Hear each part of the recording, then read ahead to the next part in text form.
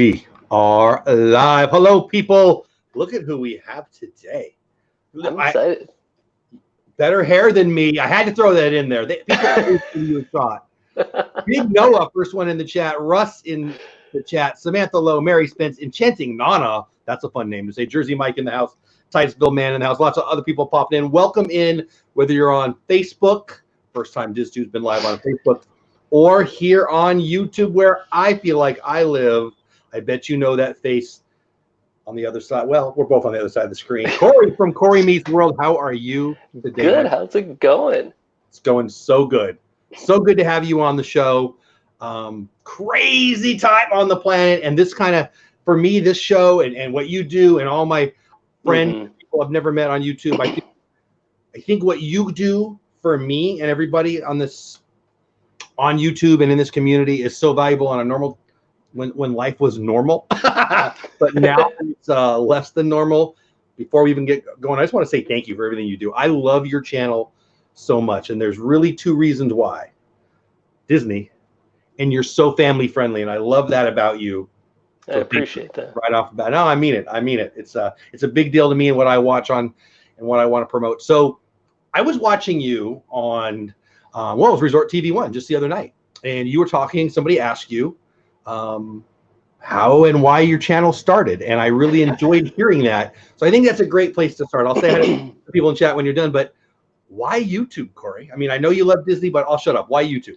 Yeah, it's like I said before, I wish that there was a some big awesome reason why, but it was kind of on a whim. It did stem from love of Disney and starting to do more and more in Disney than we had done in the past. Living here locally in Central Florida our whole life, we didn't go to Disney as much in kind of younger years. But as Stephanie and I, after Stephanie and I got married, we started going more and more. And then after we had kids, we started going a lot more.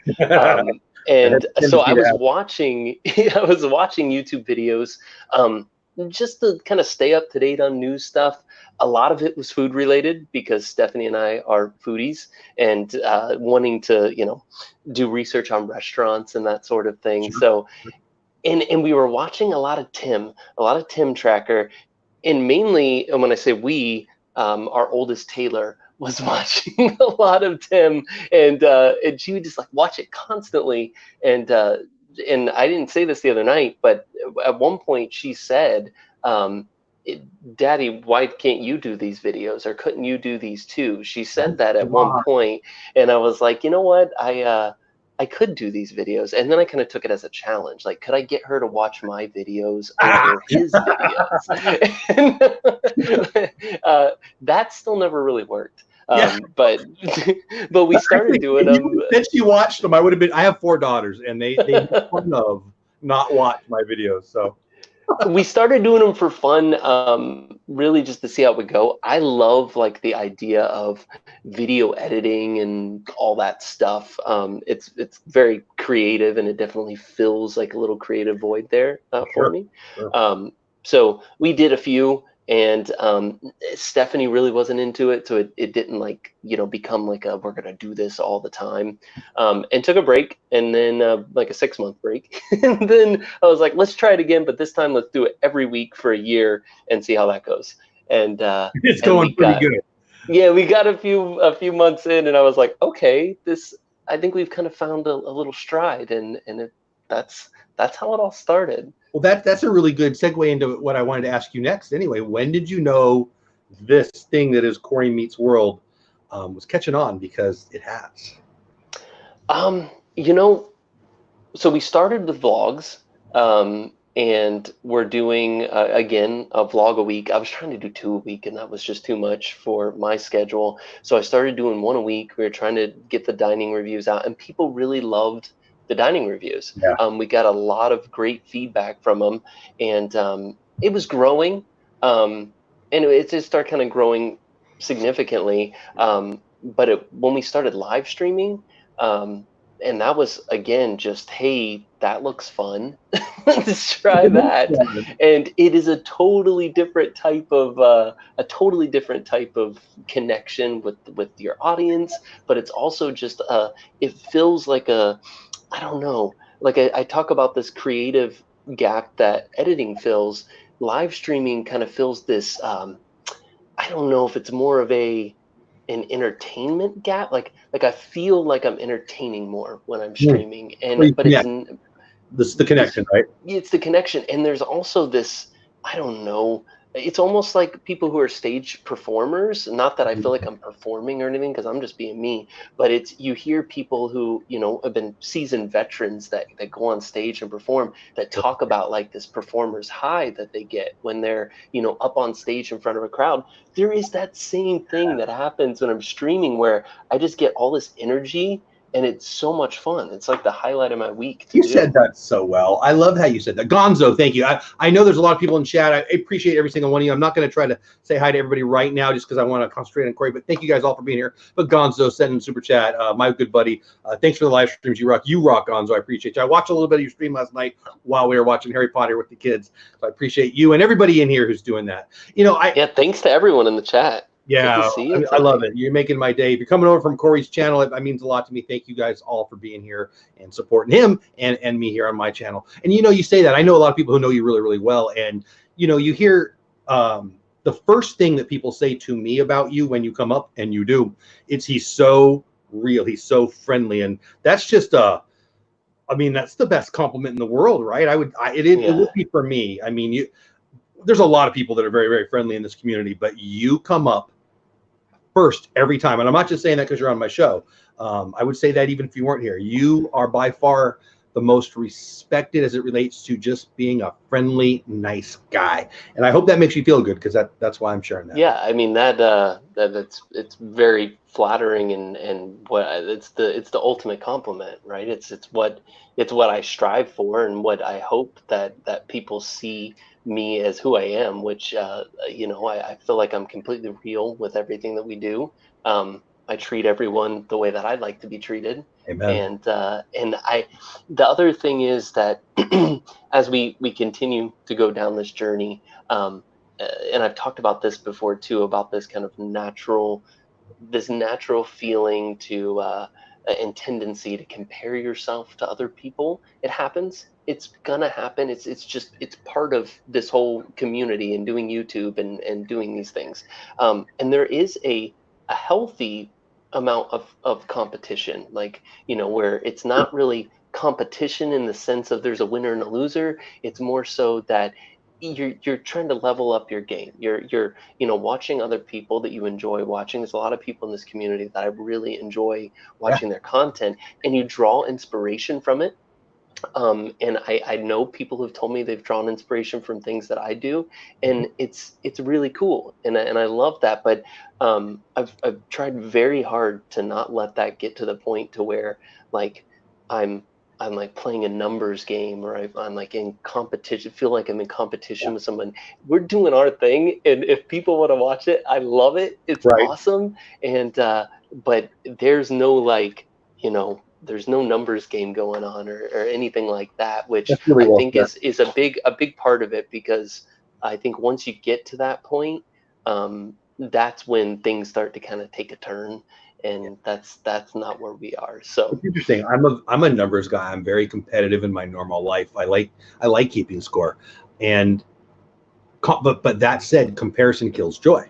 Like like if I was like, if my channel's doing well, but then I compare my channel, well, frankly, to you, I don't have, you know, don't do right? And so to be a truly competitive, this is just, I don't know, my opinion. I'd like your thoughts on it. To be competitive in this world, you need to be competitive against yourself. Like, you're growing your channel. If more people are watching for longer, that doesn't really have anything to do with how Cory's doing, or X channel or Y channel. You know, when I watch your channel, I'm getting the joy of, oh, Donna, thank you so much. Cory's such an amazing person, actually chosen family to me. Terrific guest for DisTube. I agree. Thank you. I have a shout out. His perfect hair. Thank you, Donna. Reminded me. Love you, Cory and Jeff. Love you back, Donna. Thank you so much. It means a lot, Donna. Thank you. What I'm trying to say here is, when we compete, for me, I compete against my channel, where I was 6 months ago, a year ago. When I watch you, I'm enjoying your content. Whoa, check out that edit. I'm gonna have to ask him about that, or hey, I wonder what he's using. I'll think about it like that. Sure. I think you really will probably, you'd run yourself into depression if I wanted to be the Tim Tracker or whoever the biggest subscriber number of people are. That sounds like a horrible way to create. Yeah, exactly. And I know people who have been in that space, and it's not fun, and it's not a healthy place, because you can't be creative, you can't relax, you can't, so it's a bad place to be in. But I pride ourselves on not being that type of creator, so I think it's what keeps us sane, right? You know what else keeps me sane is eating the great food at Disney. And I know somebody who might like the Disney food even more than me. You described yourself already as a Disney foodie. I think that's where I found your channel. Pretty sure it was. And well, I'm guessing Chicago has some great restaurants. I hear Montreal, I've never been in there, but I hear it has great restaurants. But being in Orlando, if you're a foodie, is probably a pretty good place to be. So I'm going to ask you, this might be an impossible question. What's your favorite place to eat? Whether it's a regular kind of food, favorite place to eat, or, once in a lifetime kind of thing. I'd love to hear Cory's thoughts on, Disney foodie stuff. Yeah. So we're talking in Disney, right? Yes, I'm going to ask you. We have to stay in Disney. Yeah. Because so Orlando is like very surprisingly like a melting pot of all kinds of delicious competition, man. There's a lot of competition. Yeah. So yeah. And in Disney itself, there's a lot to choose from. I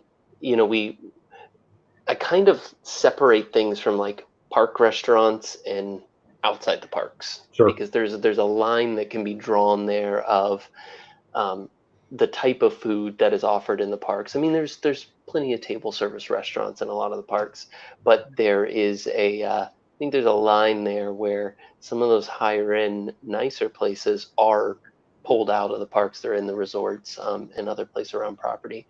But I kind of always go back to this whenever I'm asked this question. I can never say like one restaurant. It's usually a group of three, but the one that comes to the top of that list every time in that group of three is Homecoming. I've never, and it's not because it's the most fancy restaurant or the highest end restaurant. It's just good food, really, really good food, and excellent service. Like, I've never had a bad experience at Homecoming. It's always been amazing, and so I sing its praises all the time. But the other two that come up in that list are Cape May Cafe, because I love crab legs and seafood. Flavors over at Boma, and I know both of those are buffet restaurants, but they're fantastic. And just recently, up in this top list now is Ravello, which is in it's in the Four Seasons in Golden Oak, right there by the Magic Kingdom, and it is amazing Italian food, like amazing meatballs. Just you're talking really, to really good food. Who likes Italian food an awful lot. I might need to find. Have you been to Ravello? If not, you have to go. I have not. I haven't been to Homecoming either. It's funny because I ask this kind of question a lot because I love food, and I hear Homecoming more and more and more lately. So I'm gonna have to get that. But you start talking about meatballs, and well, I can go down that rabbit hole all day long. Yeah, and it's hard to find good meatballs. You wouldn't think it would be, but it's hard. And these when are you've had my grandma's meatballs, it is hard after you've had my. Yeah, I'm sure. Steve, thank you, buddy. Steve says Cory's amazing, and Donna stole my super chat. Cory is as genuine a person as I have ever had the pleasure of meeting. He's a consummate. Ooh, you tried to get me with the hardware there. He's a consummate professional, and I'm honored to be able to call him family. Steve, I love you, buddy. Thank you so much. Thank you so much, Steve. And Steve is the king of super chats with words that he tries to get you to twist up. He does this on purpose. Consummate. I should. That's. I felt like it was a curveball. So well, and you kind of already alluded that I might ask this. Outside of Disney, I know you do, so I was going to ask you favorite place to eat that's not Disney, but it's local to the Orlando area, because oh man, that one, that one gets hard too, because there's so many, and there's so many different types of food. But I will say one that is that's very interesting that we've eaten at more recently is there's a place over in Kissimmee, which is literally right. You leave Hollywood Studios, go out past Gaylord Palms Resort, and you can be 192, kind of the old Kissimmee area there. There is it's like a Korean barbecue hot pot restaurant. It's called Volcano. Whoa, I'm writing this one down. Hold on. It's all you can eat Korean barbecue and hot pot. So if you've never had hot pot, you pick your broth and they drop it in the table and it boils, and then you cook the meats and everything in the broth. It's a unique experience. We don't have a lot of Korean barbecue, that type of restaurant on that side of Orlando. So we've had some really great experiences there recently, and we'll be going back. It's fantastic. I love it. I love it. Now, it makes me think, I should have asked these questions about food at the very end because we're all getting hungry now, right? I know I'm starving now. I wasn't even hungry when we started. But it does make me think. So when I thought of Cory, before I knew you really, I thought of you that way. I think I did. I'm trying to remember, to be honest, if that's how I learned of you. I think it was. But now you've also got a weekly live stream. You've got your weekly vlogs. What do you like best, and why? Do you prefer the live streams? Do you provide the edit? I'm guessing the edits because you said you love editing. I'll ask you about that in a minute. But you also talked about the community build of a live stream. So I'd love to get your thoughts on that. Yeah, I was thinking about that recently. I was like, if I had to pick one, like if I could only do one, and just didn't have time to do both, which one would it be? And at this point, I would say live streams, because I mean, the one thing that kind of makes us a little bit unique with our live streams too, and it's because of the type of audience that we've built, coming from the dining reviews and having a lot of foodies that watch us. I try not to do a live stream without eating something live. So there's always like live dining reviews going on too. So I feel like I could still kind of touch on all the subjects that I want to and have the benefit of connecting with the community. So if I could only do one, it would be live streams. But it's hard to do a proper dining review and do them the way that I really want to do them, where I feel like it's going to be the most value to the person watching, and do all that live. Because again, if someone's looking for a dining review, they're not going to want to come watch a 3-hour stream to find it in the middle of it. Exactly. So, but yeah, if I could only do one, I don't know that I could give up the Thursday nights being able to jump on and see everyone. It's just too special of a thing now that I couldn't walk away from. I'll speak for all 117 in here and all your subscribers. Please don't stop that. I love that. I would be sad if you stopped doing that. Good stuff. Good stuff. So, okay. So you talked about on the show the other night on Resort TV 1, how Stephanie wasn't so excited about it at first. And she's come along and you referenced that a Google search. Do you want to talk about that, Ian? Because I laughed out loud, like not LOL. I actually laughed out loud when you said that. And before you do, Magic the Mouse dropped a super chat. Thank you, buddy. I love watching Cory's channel, but he better watch out. I have a feeling where to go. I have a feeling his daughter Taylor is destined to be a YouTube star. Nice. Oh, well, feel free to speak to that if you want. Yeah, I'll take it. She can start doing some of the videos for me. Maybe we'll get more of them done. Right. So for that first, so we just did a dining review. It's the first one I did without Stephanie. Well, I've done some without Stephanie, but this was where it was without Stephanie, and our oldest Taylor, who's 5, came with me to do the review. And we just did it together, kind of like a daddy-daughter dining review of Regal Eagle Barbecue in Epcot. And it was fun. It was so fun. I mean, she's very professional about waiting for me to take pictures of the food. She actually, like, I missed taking a picture of one thing and she goes, "You forgot to take a picture of this." Like, that's awesome. At 5, she's telling me these things and I'm like, she's like a little mini producer. But she's great in front of the camera. She'll look right at the camera and tell you exactly what she thinks. She's just very few words. It's salty, cheesy, and I like it. That's her, which is it's complete honesty coming from her, and I think people really connect with it and love it. It's adorable. As the dad of 4 daughters, if she's a sweetie of few words, Just be happy about that. That will be changing. I have a feeling. Well, yeah, it's not always. So the camera's on. She is. Now that super chat was from Bill, who is my sponsor. We'll talk about him shortly, but I'm going to drop his link right there. Check out his podcast on Spotify and all other places. We'll talk about him in a little bit. But yeah, that cracks me up. And I want to talk about your editing. I'm going to make you talk about that. You've talked about it on many occasions. I love your editing. When did you start getting good at that? How did you start getting good at that? What do you suggest to people? I'm fully mobile. So I use a mobile app. I have Adobe, but what do you use to edit, and do you recommend it, and why? It's a little creator talk, but hey, Resort TV One, but I really like to pick your brain on that a little bit. What's up, Resort TV One? I use Adobe Premiere not Elements, Adobe Premiere, and I'm using Premiere Pro now, and yeah, what do you use to do it on mobile? That's interesting. KineMaster. It's KINE Master. It's like $10, $12, sure, something like that. It's not allows it's not, you to just do cuts and throw transitions between. That sort of I really like it. So I have Adobe. I have the whole suite of it, and I haven't even taken the time to learn it because I just haven't yet. I think part of me wants to be mobile, and the other part of me wants to be able. I work with kids.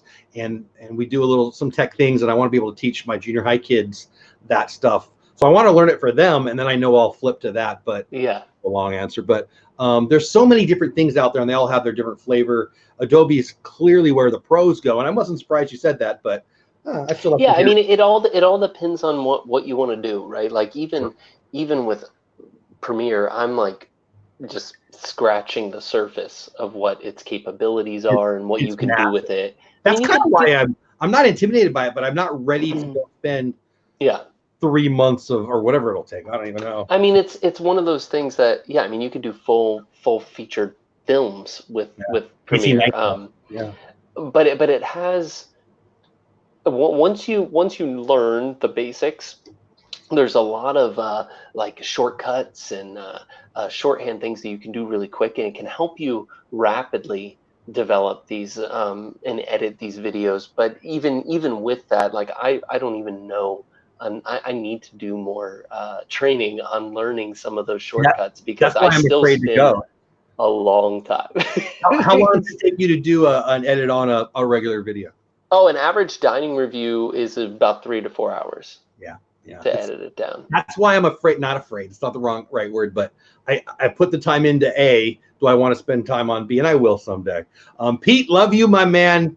These two gentlemen are more than just YouTube. They're unbelievable fathers. I'll say this.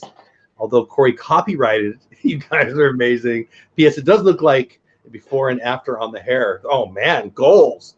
Like, I don't know if you like your reputation of being the great groomed hair man. Ooh, that's good. I might have to steal that. But let's talk about that. How do you feel about people loving it on your hair?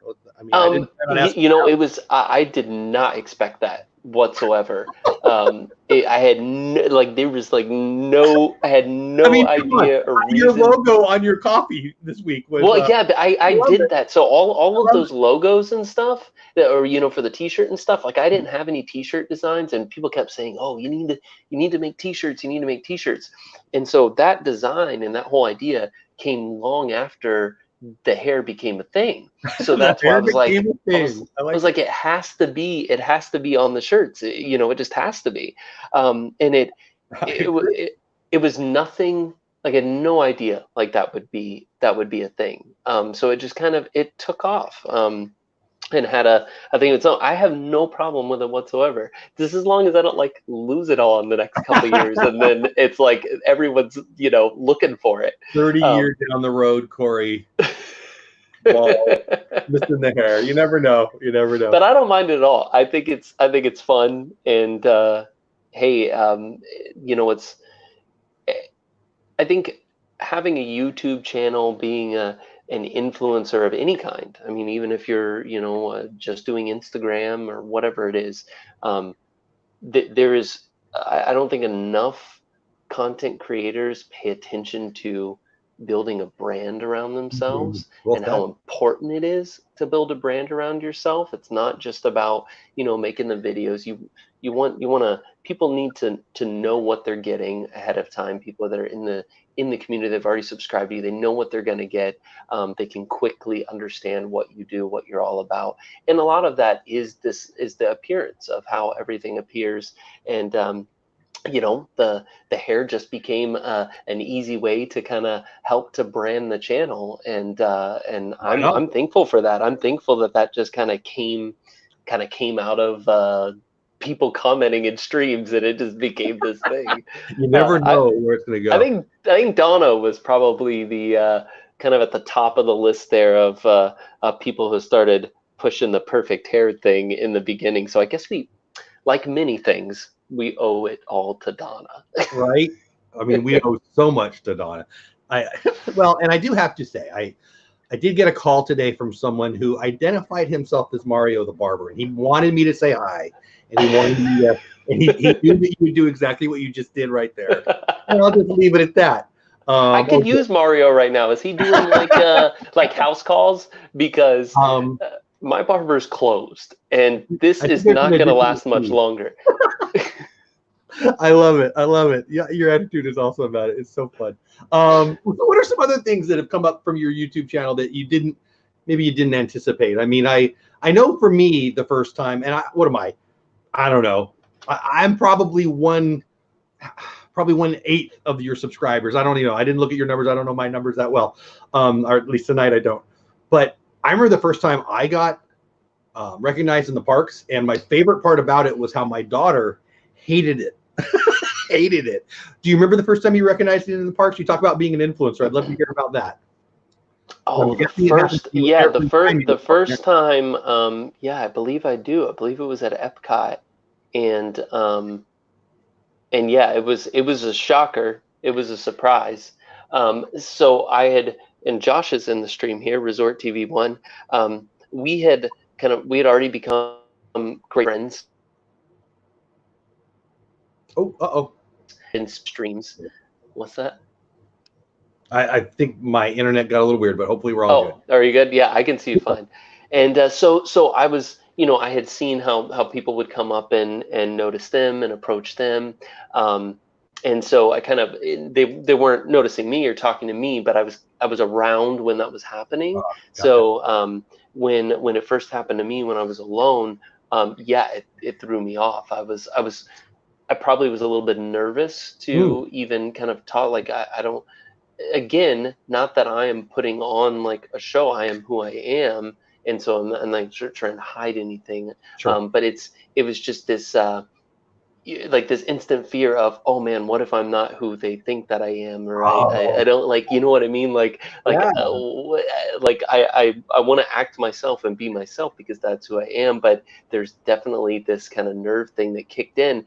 But then once it started happening more and more, I became much more relaxed with it. Yeah. And I love it now. But yes, that's one thing that I did not really, it's not something I ever really thought about until it started happening. But if we go do, like the days when we do like festival reviews, where we're going around filming a lot of festival stuff, I mean, there's been days when we run into, 8 to 12 families walking around the World Showcase, and it's unbelievable. It's just so much fun to meet everybody. It changes your experience though, right? Like I bet you can't go to Disney without being recognized now, and that changes the experience for you, for your family, for your vlogging. Oh yeah, yeah, absolutely. It changes. Yeah, and like I'm like, man, if Taylor's or Lucy's acting up and they're like running off, I gotta like be careful what I say. Get over here, stop doing that.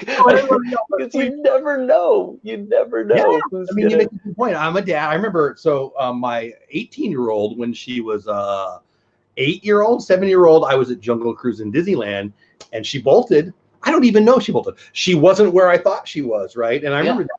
And nobody knew me. Nobody knows me now, barely, but nobody knew me. And I don't know what I did, but I'm guessing I wouldn't have been thinking, Oh yeah. Someone might watch me right now and care how I react. So yeah. I mean, on average, you don't go around the parks thinking that someone could be standing there watching you that really look up to you, respect you, and kind of and watch you, follow you all the time. Yeah. And that moment that they're witnessing is going to be their first like encounter with you, and that could happen at any moment, at any time. And once that's like in your head, there's definitely this weight of hey, people could be watching me and I don't even know it. And sometimes I'll see people just looking at me, watching me, and then I'll kind of like keep kind of looking over, and then finally they'll like wave me over, but they're just sitting there watching me, and don't want to like interrupt their approach. So yeah, that's it's different. It really is. But I really appreciate it, and I love meeting everyone. It's so much fun. Yeah, well, I'm glad you mentioned Josh, who's in the chat. Everybody, Josh from Resort TV One. I love how they interact. I remember watching them when it was. I remember their reaction was, "Oh my gosh, it's so nice to meet you." I don't know. I'm trying to say I've watched it progress. That it went from wow, this is neat and it's a rarity to now it's they better leave on time for their fast pass, right? Because they're gonna meet people between Pirates and Peter Pan or whatever, and it's neat. It's neat as a fan to watch you interact on your streams or Josh or whoever, but it does change your dynamic. You're there with your family, or you're there vlogging, or you're there just having a good time. But obviously the connections you make with those live streams and your vlogs alone it's a connection. It's pretty freaking awesome. But I'm glad you get to share this, because I'm going down this rabbit hole a little bit, because you said you want to make sure you're being your authentic self, is how I'll say you were saying it. Yeah.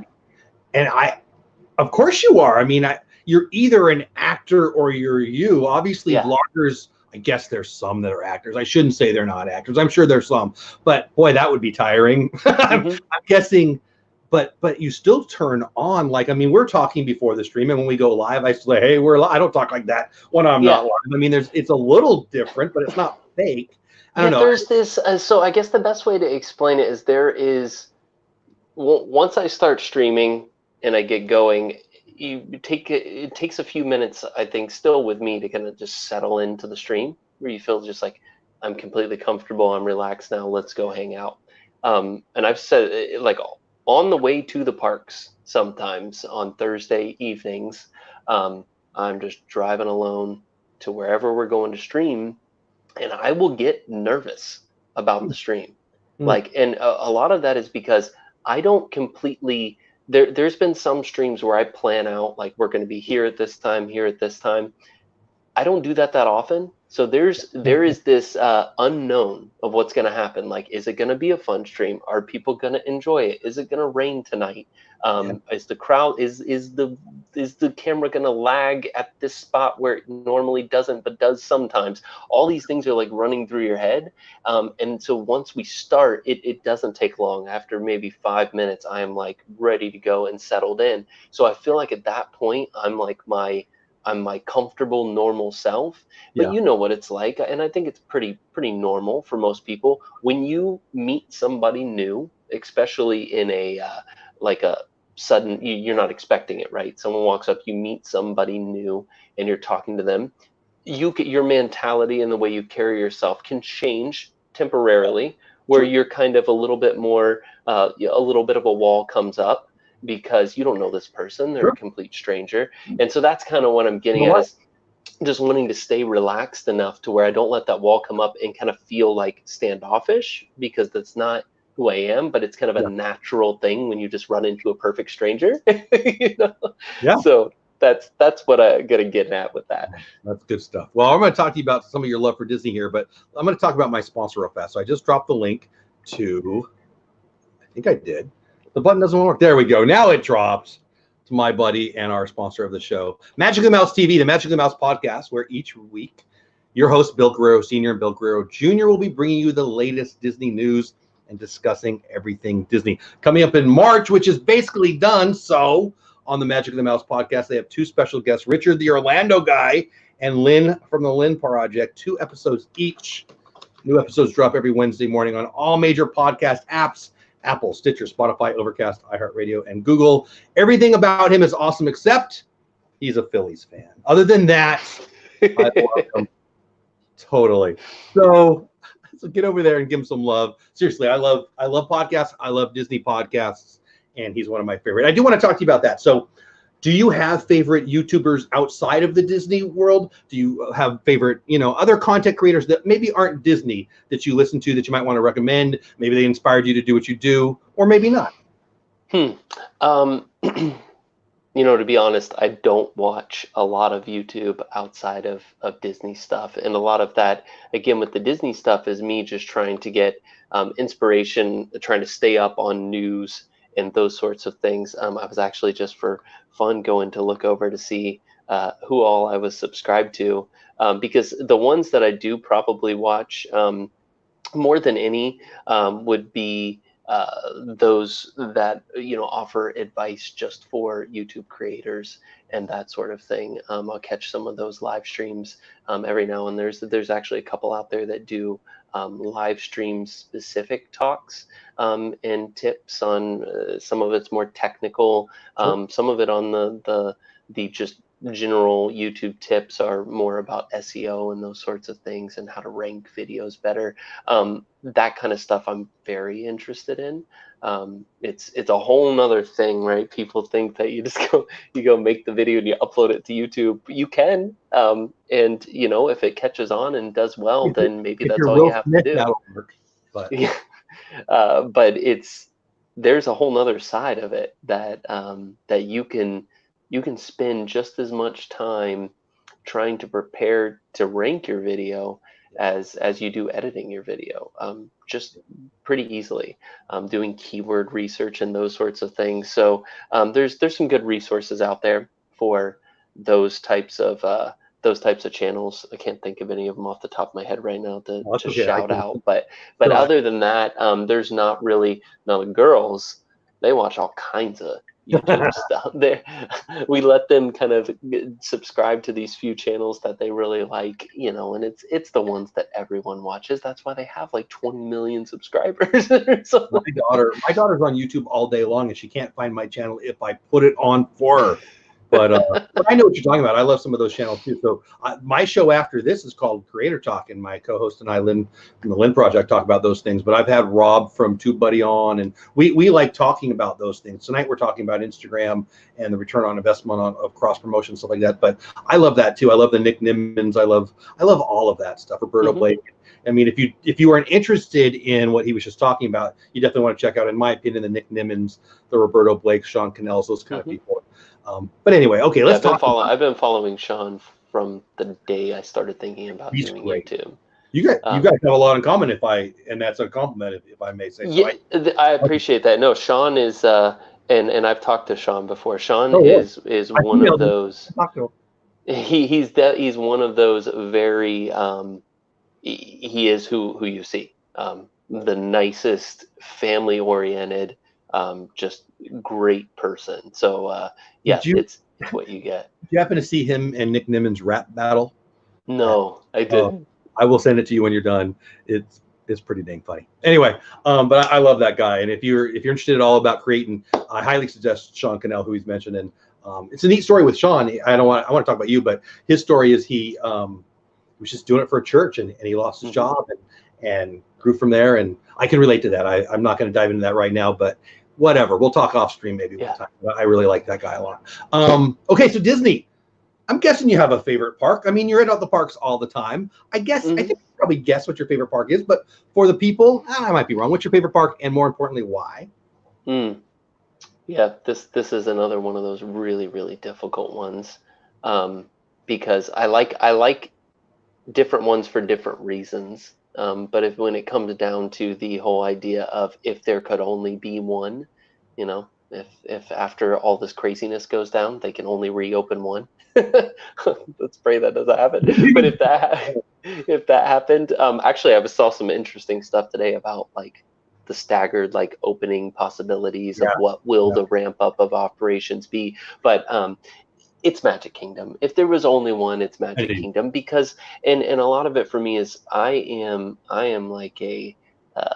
I don't know the right term for it, but I wouldn't say Disney purist because I don't like that term. Sometimes it can puts a label on people who I don't really agree with their stuff that they kind of push. But it's more so I'm more of I appreciate the Disney history. Like I connect more to Walt and like his ideals and the history of how everything began, more than I do, going and riding the Frozen ride.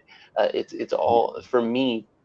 Everything that I do when I'm in Disney, I've got that in the back of my mind of how this all began, and it makes it so much more special. So, with that said, the Magic Kingdom is today the closest thing we have to something that Walt designed, because Walt was so heavily involved with Disneyland, and Magic Kingdom is very similar. And so I feel more, closer to Walt and his vision when you're walking down Main Street than I do in any of the other parks. But they're all amazing and definitely have a connection to each one for different things. I've said before too that I think probably some of our like most memorable moments have been in Epcot. We've gotten the opportunity to do some really cool things in Epcot, that when I think back to someone goes, hey, what's your most memorable moment? Well, we had a night at a private party in Epcot where we were one of only less than like 1,500 people in the park, which in Epcot is like nobody's there. We didn't see anyone but cast members for a long time. Wow. I went back to Test Track and there was nobody in the queue. All the doors for where you go in to make your cars, all the doors were open, and we just walked through. I never saw one person other than a cast member until we got up to the cars, and then there was still nobody there. And they put us in a car. We rode Test Track 8 times that night, without getting out of the vehicle. We would pull back into the station and they would be like, unsnap it and put it back in. And me and Stephanie were making a game out of it. We're like, okay, this time we're going to close our eyes for the whole ride and just do it. The next time we're going to close our eyes up until we go outside, and then we'll open them up right when we go outside. We're like doing these like different things. Love it. And private showing of Illuminations. Oh, wow. With nobody in the park. We watched them from Canada, and there was the only people we could see were a little group over in the Fast Pass area, but other than that, there was no one around us in Canada. So we're watching Illuminations with nobody in the World Showcase. That's and then crazy. To top it off, a private concert with Jodie Benson. And got to hear her sing "Part of Your World," and got to meet her, and she's fantastic. So all of that happened in like a 3-hour period, and it was amazing. Same with Soarin'. We go into Soarin', and they're like, there's not enough people even close to fill up one whole theater, and so they're just like, yeah, go pick a seat. So it was that type of an experience that I've never had an experience like that before, That's once in a lifetime stuff. When I dream crazy dreams, it's me in Disneyland, but it's all empty. Yeah. Which is a good segue. So you were at Disneyland, what was it? D23, I guess. You were out there with Shep. It was like August time. Yeah. Was that your first time you were in Disney, I think, at Disneyland? No, I've been out there a few times. Okay. I've been out there. Stephanie's never been. I've been out there on business before, where I've extended the business trip to play at Disney, and that's been fun. And it's a very special place. It really is. It's a totally different place than Walt Disney World, but it's very, very special. Well, you talked about what you said earlier about Walt. I can fully, how do I say it? I relate to it well.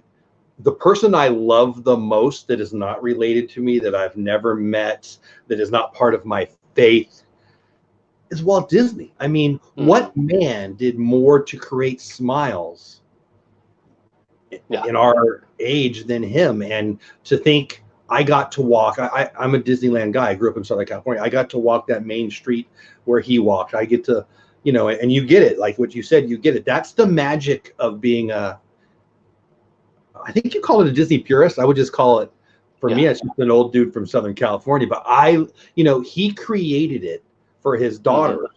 And you referenced that earlier, and I'm sure a lot of people in chat know the story. It really touches me. You know, I can watch the fireworks and not even notice them, or I can watch the fireworks and a little girl, dad of 4 daughters, sorry dudes, but a little girl cries and it's going to get me.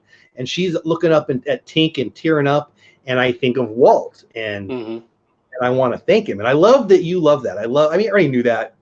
Being a fan of you and your channel, I knew that, but I love that you shared that tonight. Yeah, that's one of my favorite things is watching other people. Well, we've seen Happily Ever After so many times now that watching the children and other families experiencing that, and just thinking, just putting myself in their shoes and going, you know, here's this family that, you know, if they're the average family, they're not doing this that often, right? They're not coming to the parks regularly. This is a once in a lifetime. This is a once in a lifetime, or, you know, at best maybe the annual trip to Disney that people are doing on average. And you think, man, what an incredible moment that must be, right? Especially to be one of those little ones, to get to see what we take for granted that we get to see all the time. I mean, it is it's not easy. Like, I love watching it because I love like the emotion of it. But there's plenty of times where I won't talk for a few minutes after the fireworks on stream, because I'm just like, I just let myself kind of fall into that and just think about these things, and it's amazing. But on the Walt note, there are two times that I vividly remember at Disneyland where I was like, I'd kind of lost in that moment. Was the first time I went out, I did a vlog on this. It's an older vlog where before I even went into Disneyland, I went around and kind of retraced some of Walt's footsteps. Went to the house he first moved in, went out to the carousel in Griffith Park, went to his barn at the train museum, kind of went through his one of the old Laugh-O-Gram studios, went out there, and then ultimately ended at his gravesite in Forest Lawn. So did kind of that whole thing, and then the next day went to Disneyland. And so after kind of taking that all in for the day, and then going to Disneyland, it's so hard to even explain. When you come out of that tunnel into Town Square, it's so weird the way that it feels to do that, and then to start walking down Main Street. Again, it was very like, I shot the clip of me saying we're in Disneyland on Main Street. I shot that clip like 5 times, just trying to like say it like where I sounded normal, like we're in. I know. But then later that afternoon, I was on the carousel back behind the castle, and I'm riding that, and I'm thinking back to, again, being at Griffith Park, seeing the carousel there, thinking about Walt talking about the carousel, thinking about videos of Walt on that carousel, riding it. It just totally blew me away. And I was like, this is just, you don't get this in Orlando. Orlando's a special place, and Walt Disney World's amazing. But yeah, when people say you can feel Walt in the park, that's not just a weird thing that people say. That is reality. And the second time was is a shorter story, is when we were live streaming in like downtown Disney area. It was about to end the stream because there was this after hours party going on, this Valentine's party, sold out, couldn't get tickets to it, and some lady just runs up and hands me a ticket for the sold out party. And I go in, and it's like, at that point it's like 9:30 at night. The park had been closed, and now it's just a private party. And again, already just kind of blown away the fact that we're going to go into this sold out thing now, and I'm thinking I'm about to go home. And the first thing I see when I come out of that tunnel is I look over at the fire station, and I see the lamp up in the window up in Walt's apartment, and I'm like, this is going to be an awesome night. Like, right? It's like, it all because of that. Like, none of this would be here if it wasn't for that. So it's some really amazing experiences out there. Did you see fairly recently where they had a fire right behind the well, I guess it was right behind the fire station at Disneyland? That's ironic. I know. Did you see that? Because I got to be honest with you, I didn't see it. Well, it was nothing. It was a small little thing. But I took it seriously because that's the apartment. It's right behind Yeah. the apartment. You know, it was in the Jungle Cruise area, but that's where his daughter talked about hanging out and listening to the animatronic noises of the Jungle Cruise and hanging out with Dad, Walt. And, you know, I've never been up there, but if that burned down, I would want vengeance because I love him. I love that. I love that you know all that and care about that. Steve's had this question up for a while, though. I want to ask Steve. Great question. Our buddy Steve from Steve's World. Go check out his channel. Question for Cory: outside of YouTube, what have you gained the most, and what do you hope to gain in the future? Great question, buddy. I'm trying to understand the question, Steve. See, he does this. He did this on purpose. Right? I know he did. To try and stump me with a difficult question. So outside of YouTube, what have I gained? So I think, because it's not directly YouTube, but it's all of you. It's Steve. It's Steve. It's Donna. It's the friendships with Josh and Jenna. Speaking of Jenna, hello, Jenna. Jenna, welcome to the stream. It's all of you that watch us every week, and all the friendships we've made, because it's not just about YouTube anymore.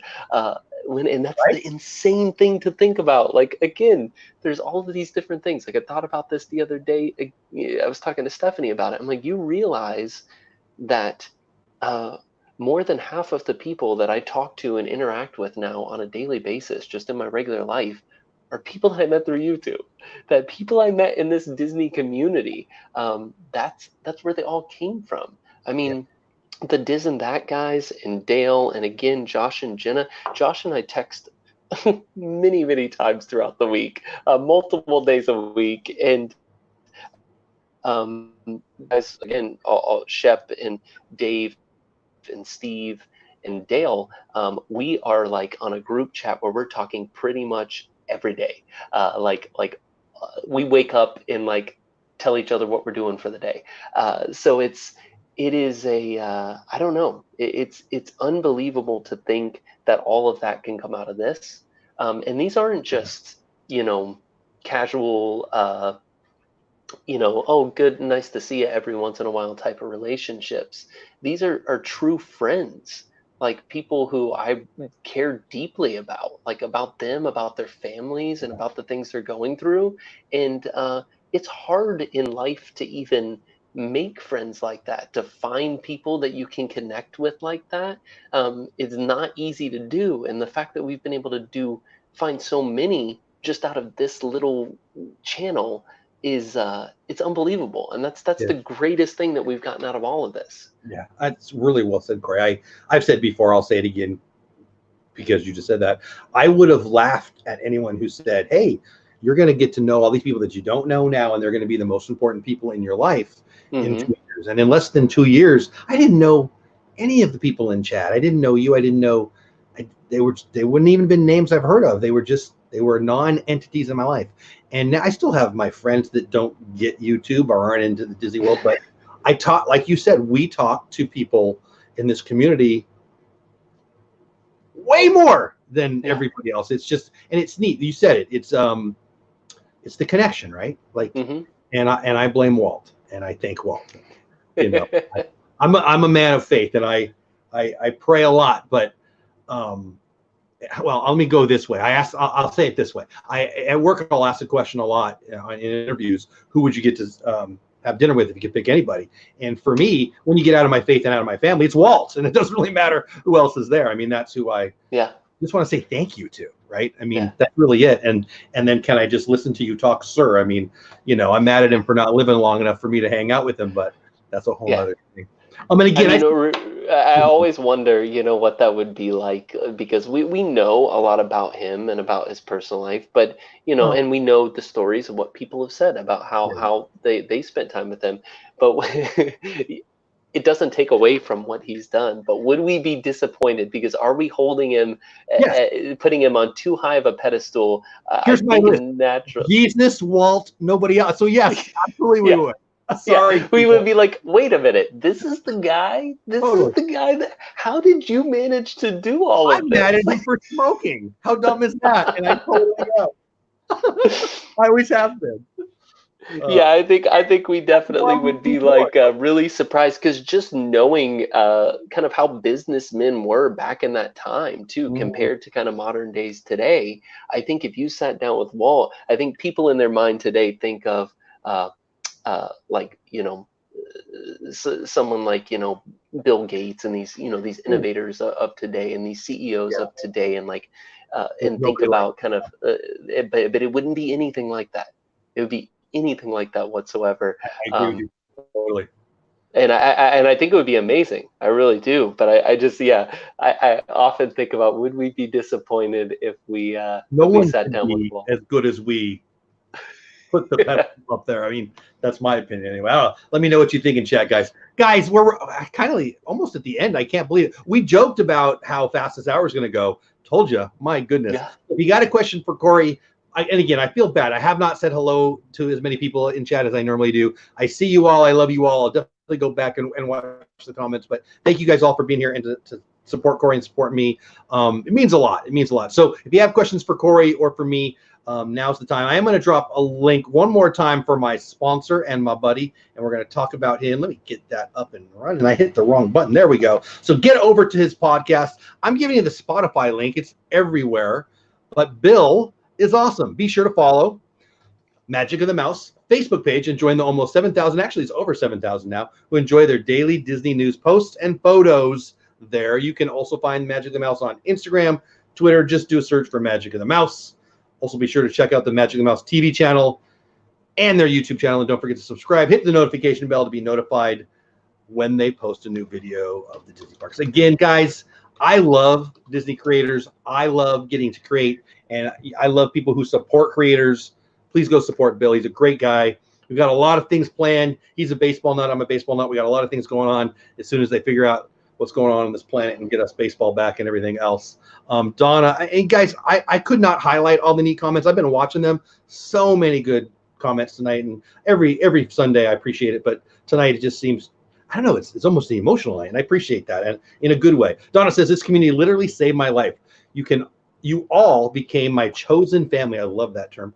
After my husband died, I was so alone and sad, but never again, because I have all of you. You know, I'm proud to say that I got to hug Donna for real. But man, I would hug you virtually anytime, Donna. I mean, you're just a light, and I appreciate you. Pete says, all the love for my Walt. My Disney stock just jumped. I love it. Oh man, there's a whole talk. We could talk an hour on Disney stock, and I might this week, but well, we're at the end. Pete, thank you, buddy. I appreciate you. I love you. Cory, what is something that people don't know about you or your channel that you want them to know? Oh man, I'm pretty. I'm in the live streams. I think another thing that kind of makes me a little bit different is that I like to tell stories. I like to kind of open up about my personal life and my experiences with things that might relate to kind of things that are going on currently or experiences within the parks that might trigger just stuff that happened in my daily life as being a dad or just even back in my childhood. So I'm very like open about things, and I think people appreciate that because it helps them relate more to me, and it's interesting. Yeah. It's it's fun to hear. It's like, again, if you had a friend that you were just having dinner with, it would be that same type of conversation, right? Where you're just learning about them and who they are and becoming deeper connected with them. So I don't know. I don't know if there's one particular. Oh, I'll give you one. Because I don't know if I've ever talked about this on the stream before, but I grew up there was a large portion of my childhood where I wanted to be an astronaut. Growing up here in Central Florida, I used to be, and now I'm too scared. I got kids. I won't even go skydiving now. Like the kids have ruined me from doing anything dangerous. I would never skydive. I would be that waiting for that. But I wanted to be an astronaut so much that I painted like a mural of like I got grounded for like a week one time, and I during that time I painted a mural of the space shuttle taking off on my wall. Wow. I went to space camp Oh, now I'm jealous. I never like did. the Now I'm jealous. the official space camp when I was younger, and got to go in like the simulators and stuff. What? So yeah, I was very much convinced that I was going to be an astronaut, and kind of tying into that to I wanted to be a pilot. Once I was like, okay, I'm not going to be an astronaut. I'll be a pilot. And it was around that time when I started talking about wanting to be a pilot that I was reminded that I was colorblind. Um, and definitely Most guys are, hinders. by the way. Yeah, a lot of like 1 out of every 3 has some level of color blindness, but enough that definitely hinders your ability to be a pilot. There's That's what's ways about around me. it now where you can do it, but it never worked out that way. But all that said, I still have like this strong desire to fly a plane, to learn to fly a plane, and to do that. That's something it's a bucket list of mine, for sure, to be able to do that. My buddy Chris Blue knows. He's in the chat. I'm sure he knows you. I'm sure you know him. We talk all the Yes. time. I live in Fort Worth, and I live very near Naval Air Station Fort Worth. And I grew up in San Diego, not far from Miramar, Top Gun, all that. And I never had a desire to fly one of those because those guys, like, I always had a pretty strong opinion of myself, but those people are like the top of the top. Bad word, I'm not going to say, studs that I respect the heck out of them, and I love them. I'm the little kid who will, 50-year-old little kid who will pull over to the side and just stare up at the sky and watch the jets fly by. I love it. Yeah, I love it.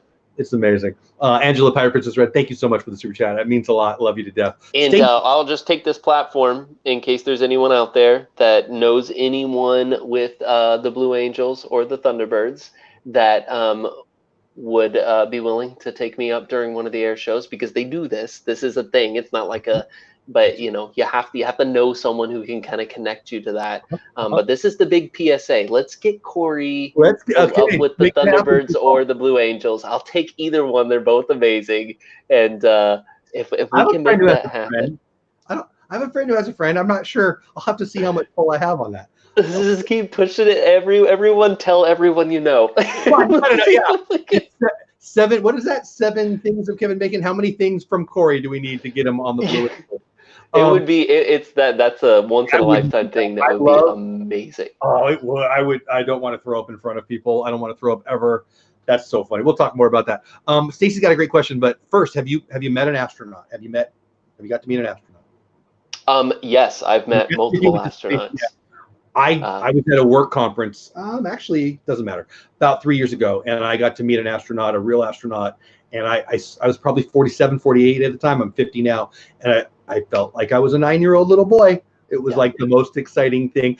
Can I just ask you all the questions, sir? That's how I felt. It was the best. Stacy asked for Krista Joe. Cory, what are your top 3 cast member moments? And we're a little over, so I'll just, after this, I'll thank him. Let me scan the chat while he answers that question. Three cast member moments. Wow. We've been fortunate enough to have some really amazing cast member experiences, and I say that as I'm trying to think of the ones that kind of stand out the most, where cast members have just made things extra special. I think back to that night when we were at Epcot, and there was no one else around except for the cast members, and how awesome they made that experience. There's also been other nights when we've been in the parks when like it's closing, and they've allowed us to ride. Like we rode. There was one night. This is probably one of the ones that sticks out the most. It was on stream. I was streaming in Animal Kingdom. We were on Dinosaur, and I was with Braden from Mickey Views was with us. Donna was with us. Donna and Nick, and I think Richard was there, and Samantha. We were on Dinosaur, and it seemed like there was an indefinite amount of times that they would have allowed us to just stay on and keep riding, because every time we'd come back in, they'd be like, You want to go again? And we're like, yeah, we want to go again. And they just plug us back in until finally we're like, no, we don't want to go again. This let me off. We made the call of, yeah, we don't want to go anymore. And that was a pretty amazing time. And there's been so many others where the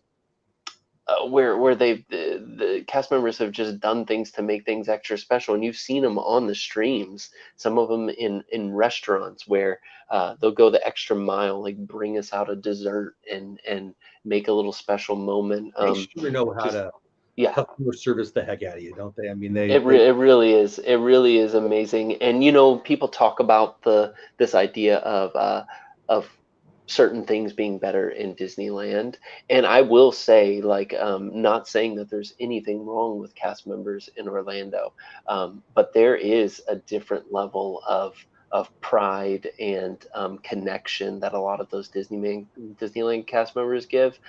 Part of it, I think, is just because of their seasoned veterans. I mean, these are people who have been there for a very long time. A lot of the cast members out in Disneyland, and it's what makes that park such a different feel than what you get here.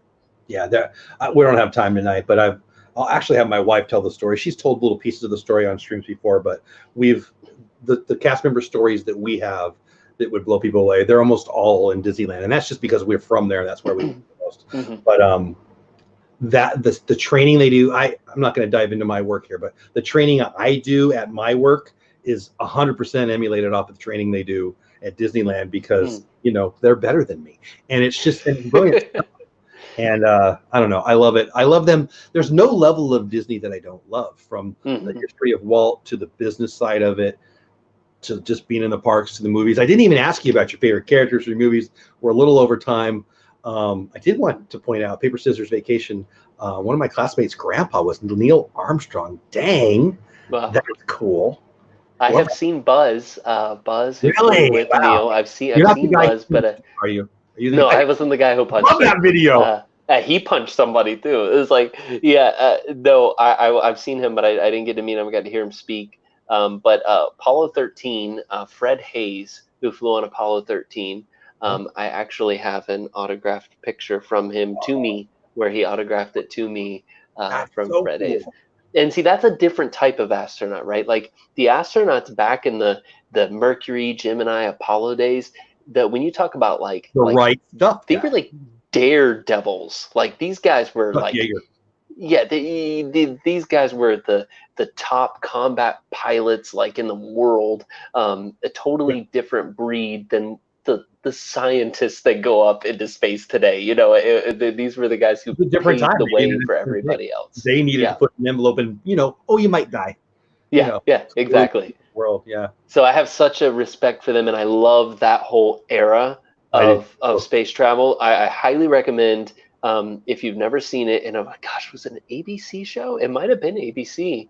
But it was it's called The Astronaut Wives. And it was it was a TV series, and I loved it because it really got into detail about these astronauts and their lives. I don't even know why I haven't watched that. I mean, I'm passionate about that stuff, but I don't watch a lot of TV. I watch a lot of news, a lot of sports.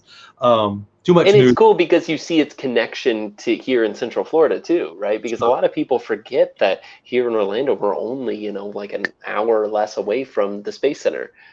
So one of my life bucket list goals is to get over there to see NASA. We've almost done it every time. Well, not every time, but someday we'll do it. I'm just, again, you only have so many hours when you're out there, but that's me, my 9-year-old self freaking out. This has been fun. I know the chat has been fun.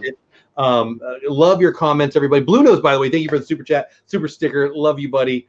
I was thinking about you when he started talking about astronauts and pilots and stuff, so I'm glad you're here for that. But Cory, thank you. Thank you again for your channel. Thank you for being a great family guy, and thank you for taking an hour out of your time tonight and to talk to me and all the peeps. What's coming up on your channel? Let's do a little promotion. We're at the end of the show. What can they expect? I'm guessing you've got a little time on your hands.